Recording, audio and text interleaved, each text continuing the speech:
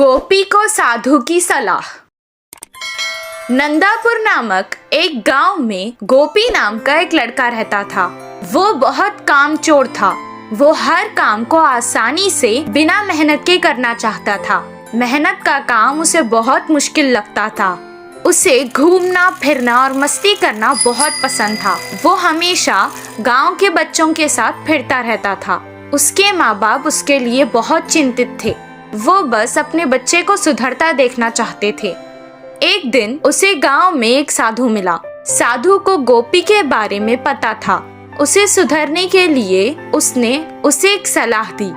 तुम बहुत अमीर हो जाओगे अगर तुमने मेरी ये बात मान ली तो। अपने गांव के बाईं तरफ एक आम का पेड़ है। उसके 10 कदम पर अगर तुम खोदना शुरू करोगे तो तुम्हें वहाँ सोने का खजाना मिलेगा।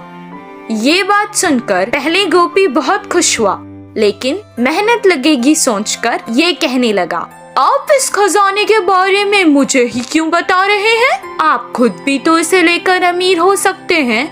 हम साधुओं को धन का लालच नहीं है, हम बस लोगों की मदद करते हैं। इतना कहकर वो वहाँ से चला गया। गोपी कहने लगा कि उस खजाने के लिए पता नहीं कितना खोदना पड़ेगा, और अगर इतनी मेहनत के बाद भी खजाना अगर नहीं मिला तो सब बेकार हो जाएगा। इतना कहकर वो भी वहाँ से चला गया। हर काम को वो ऐसे ही टाल देता था। कुछ दिन बाद गांव में पानी बंद हो गया। गांव वाले पानी की तलाश में हर कोशिश करने लगे। कितनी सारे कुएं खोदने के बाद भी उन्हें पानी नहीं मिला। उस समय गोपी को साधु की बात याद आ गई।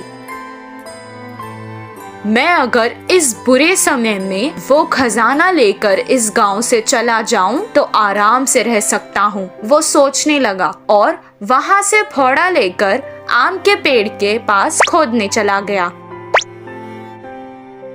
कितना खोदने पर भी उसे खजाना नहीं मिला, लेकिन गांव की ऐसी हालत देखकर उसने खोदना बंद नहीं किया। खजाना लेकर यहाँ से चला जाने की लालच में वो खोदता ही गया। 4 दिन तक खोदने के बाद उसके पैरों के नीचे उसे पानी महसूस हुआ। कुछ देर बाद उस घड़े में पानी भरने लगा। वो तुरंत उस घड़े से बाहर निकल गया। पानी कुएं की तरह उस घड़े में भर गया। इस बात का पता गांव में लगते ही सारे गांव वाले आकर उस कुएं को देखने लगे। गांव वालों की जान बचाने के लिए सबने उसे कुछ ना कुछ उपहार भी दिया।